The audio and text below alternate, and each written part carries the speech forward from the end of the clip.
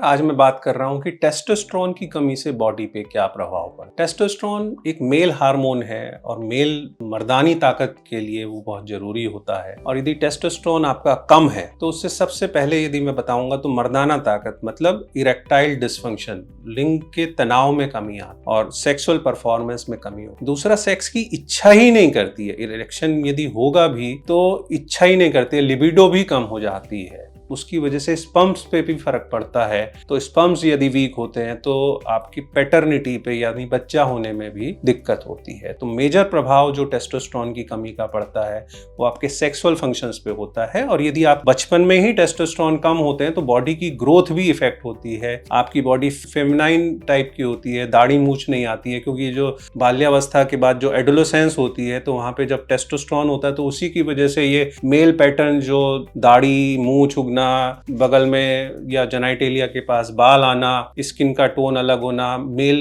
Type की आवाज होना, ये सब टेस्टोस्टेरोन की वजह से होता है। और यदि इसकी कमी है तो मेल डेवलपमेंट पे भी फर्क पड़ता है। दूसरा, टेस्टोस्टेरोन की कमी से आपके मूड्स पे भी फर्क पड़ता है। आप डिप्रेस रहते हैं, आपके मूड चेंजेस होते हैं, लड़ाई झगड़ा, मूड स्विंग्स, ये सब चीजें भी आपके मूड्स में आती हैं और कहीं ना कहीं डिप्रेशन और उन सब चीजों पे फर्क पड़ता है। बॉडी की ग्रोथ पे फर्क पड़ता है।